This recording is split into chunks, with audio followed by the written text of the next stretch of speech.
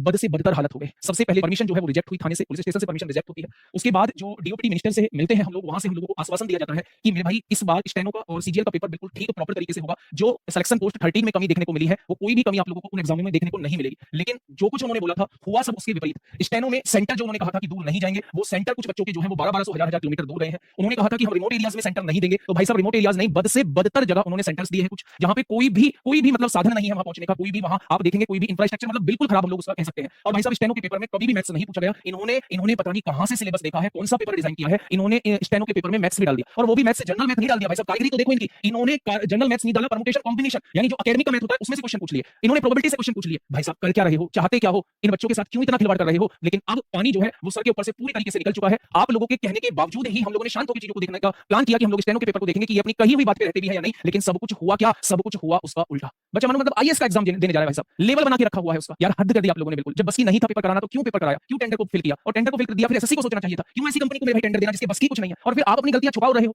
आप ये कह रहे हो कि हम ये कर लेंगे वो कर लेंगे, कब करोगे। जिन बच्चों का आखिरी चांस है मेरे प्यारे दोस्त, वो क्या करें, वो किसके सामने जाके रोए। आप तो मानने वाले नहीं हो, आप तो चीजों को ये एक्सेप्ट नहीं करने वाले हो कि आप लोगों से गलतियां हुई हैं। अगर एक बार को थोड़ा बहुत एक्सेप्ट भी करोगे तो आप तो कह दोगे कि अगले में सुधार लेंगे। आपका तो अगला आता ही नहीं है कि अगला कब होगा। मेरे प्यारे दोस्त थोड़ा सा एसएससी को समझना होगा, और नहीं समझ पा रही है तो उसको समझाना होगा। बहुत बार ये होता है कि जो घी जो है वो सीधी उंगली से नहीं निकलता है, तो उंगली को टेढ़ा किया जाता है। कुछ ना कुछ करेंगे, आप टेंशन मत लीजिए, कुछ ना कुछ करेंगे, टेंशन